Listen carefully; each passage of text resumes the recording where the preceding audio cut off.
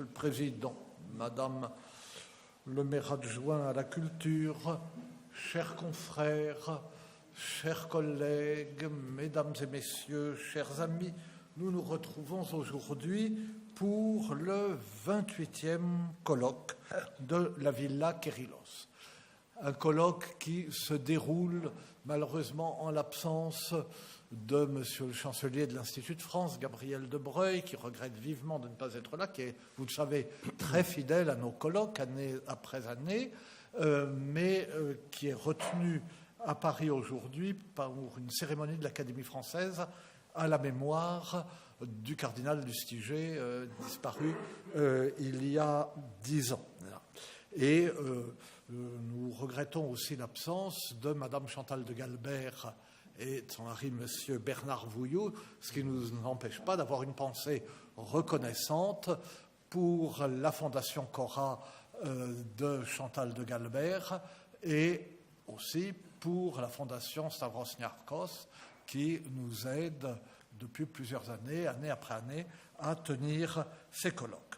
Bref, nous sommes là pour le 28e colloque et selon notre usage vertueux, les actes du 27e colloque ont été publiés avant le 28e, ce qui est exceptionnel, vous le remarquez, depuis 28 ans, de publier dans l'année les actes du colloque.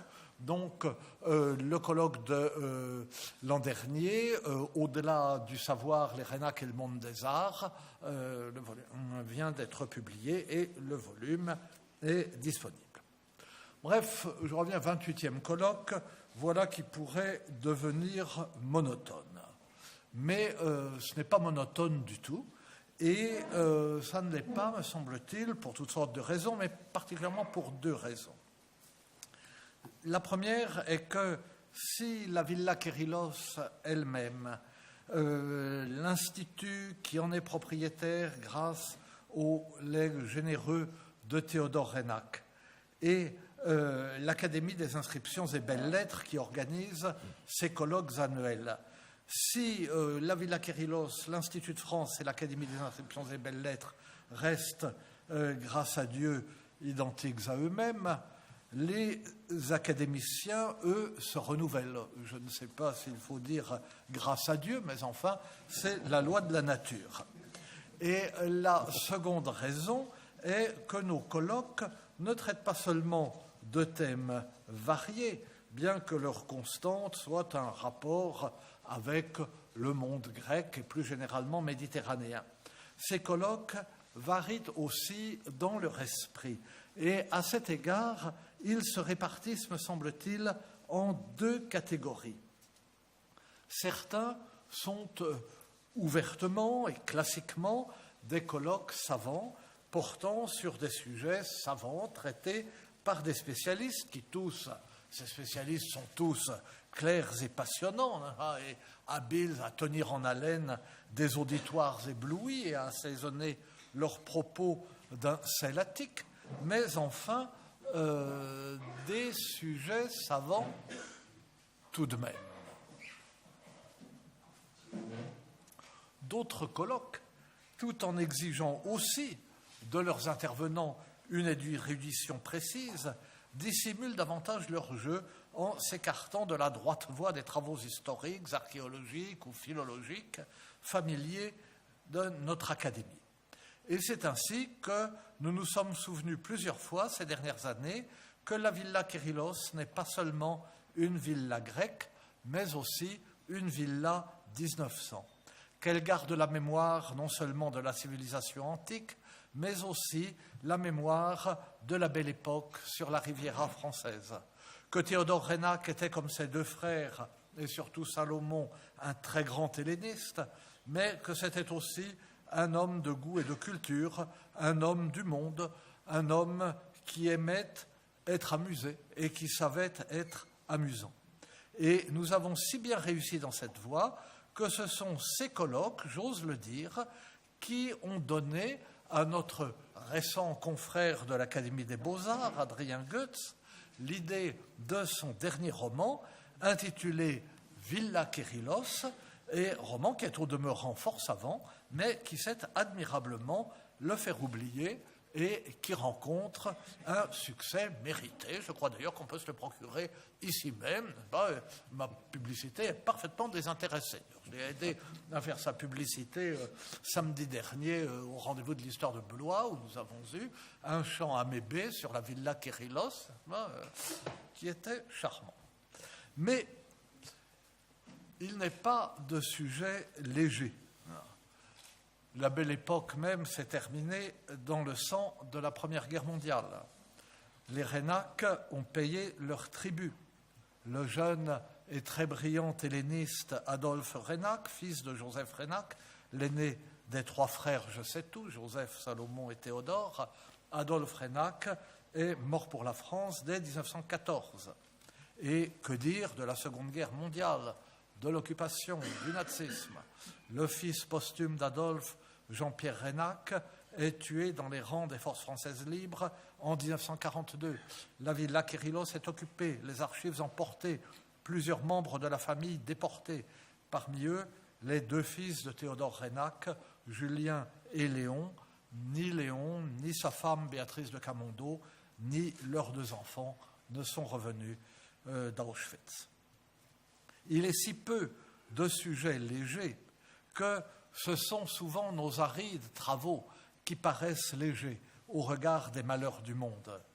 On pourrait nous soupçonner de chercher dans l'étude des civilisations lointaines et des époques révolues une consolation et un refuge. On pourrait nous soupçonner de nous enfouir dans l'étude absorbante du passé pour échapper au poids du présent. Mais les grandes menaces qui pèsent sur le monde sont partout, même dans le passé. Nous les retrouvons même dans le sable des millénaires enfouis, où nous plongeons notre tête comme l'autruche pour essayer de ne pas les voir dans le présent. Et cette année, le sujet de notre colloque nous ramène au domaine traditionnel de nos études, mais aussi à la plus grande menace, peut-être, qui pèse sur notre temps, le climat. Voilà qui ne nous met pas nécessairement à l'abri des reproches. Tout au contraire, l'évolution rapide du climat est aujourd'hui une menace qui risque fort de se transformer en catastrophe dès demain. Comme disait récemment, je ne sais quel homme politique américain, mais pas le président des États-Unis, il y a peu de temps encore, quand on disait parler de la pluie et du beau temps, ça voulait dire parler de rien du tout, et maintenant c'est de parler de ce qu'il y a de plus grave. Et ceux qui sont le mieux à même de nous mettre en garde et de nous proposer des solutions, comme ceux qui ont le pouvoir de les mettre en œuvre, ne doivent pas être cherchés prioritairement dans les rangs de ceux qui consacrent leur vie à l'étude des civilisations anciennes. C'est bien clair. Voilà. N'est-ce pas précisément sur un sujet aussi grave que nous pourrions courir le risque de paraître légers? Ne courons-nous pas le risque de paraître vouloir nous donner de l'importance de notre petit point de vue, de nous hausser du col pour nous faire voir, pour montrer que nous avons aussi notre mot à dire sur le sujet dont tout le monde parle et dont notre sort dépend? Et pour dire quoi? Que les changements climatiques ont toujours existé? Oui, c'est une belle découverte. Que l'archéologie et les textes le montrent? Nous sommes très heureux de l'apprendre. Que les hommes du passé ont eu leurs propres idées sur le climat? Nous les en félicitons. Cependant, une telle ironie et une telle condescendance seraient malvenues. Il est vrai que nous ne pouvons aider nos contemporains directement, ni à comprendre le changement climatique que nous subissons actuellement, ni à y survivre. Mais nous pouvons aider à vivre une épreuve tant que nous vivons. Nous pouvons aider à l'endurer tant que nous durons et à en comprendre au moins le sens dans la mémoire des hommes. C'est à quoi servent nos études et ce n'est pas un mince service. La pensée n'est rien sans mémoire. Il ne sert à rien de penser ce qui nous arrive sans mémoire. La mémoire est un soutien, un secours, une aide dans le danger. Et nous sommes en danger.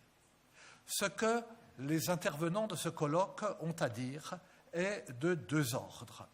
Certains s'intéresseront à ce que notre attention au climat nous fait comprendre du passé. Comment nous comprenons mieux le passé si nous nous intéressons au climat du passé. Et les autres s'intéresseront aux conséquences qu'a eu l'apparition d'une pensée du climat sur la façon de penser l'homme.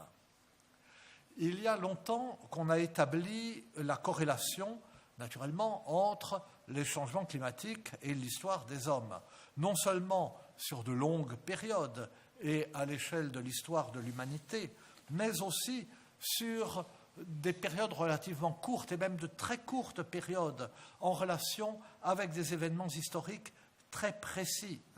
On plaçait déjà, lorsque j'étais écolier, les hivers rigoureux et les successions d'années de mauvaises récoltes au XVIIIe siècle parmi les déclencheurs de la Révolution française, parmi ses causes immédiates. Et c'est peu de dire que les recherches en ce sens se sont développées depuis, que l'on songe, pour rester à l'époque de l'Ancien Régime, aux travaux de notre confrère Emmanuel Leroy-Ladurie. Mais pour les périodes très anciennes, ou pour les parties du monde où la documentation écrite et les archives sont soit réduites, soit inexistantes, ce sont les progrès et les méthodes nouvelles de l'archéologie qui viennent au secours de nos connaissances. Aussi longtemps que l'archéologie s'est presque exclusivement intéressée aux monuments et aux œuvres d'art, elle est restée naturellement aveugle à ces questions. Mais tout a changé, me semble-t-il, d'abord avec l'application de méthodes empruntées aux préhistoriens, leur application à des époques plus récentes, ensuite et surtout par le recours systématique, dans le cadre d'une archéologie de plus en plus pluridisciplinaire, aux disciplines scientifiques permettant d'analyser et de dater les vestiges organiques, végétaux et animaux. Ainsi se dessine, avec une précision suffisante pour pouvoir s'appliquer aux brèves époques de l'histoire humaine, une histoire du climat. Elle permet de mieux comprendre l'histoire économique qui éclaire elle-même l'histoire politique. Enfin, s'agissant d'une civilisation aussi riche littérairement que celle de la Grèce et de Rome, sans parler des époques ultérieures, les textes d'à eux seuls recèlent une documentation extrêmement riche, mais qui avait rarement attiré l'attention et que ne peuvent déceler et exploiter que des chercheurs à l'érudition vertigineuse, pour ne parler que des absents pour l'instant. Vous entendrez tout à l'heure Madame Suzanne Amig nous parler dans le domaine de la botanique, et c'est quelque chose de proprement vertigineux. L'homme peut influer sur l'évolution du climat, mais il ne l'invente pas, naturellement. Le plus idéaliste des philosophes peut bien nier l'existence du réel, il n'en subit pas moins le froid et le chaud. Il n'empêche que dans ce domaine, comme dans tous les autres, la simple sensation ne suffit pas. Le climat n'est justement pas la constatation qu'il pleut ou qu'il fait beau. Nous ne pouvons parler de climat que si nous en pensons et définissons la notion.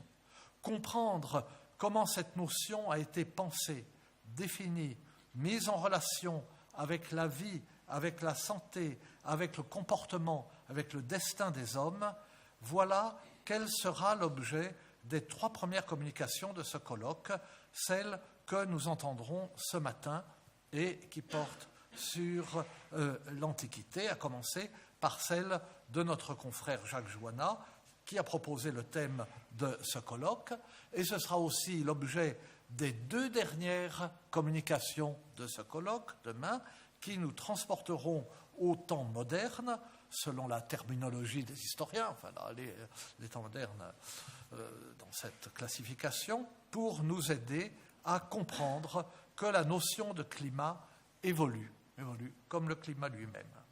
Et la lecture du programme montre que parmi les autres communications, beaucoup supposent la prise en compte de ce qu'était cette notion de climat à l'époque qu'envisage chacune d'elles.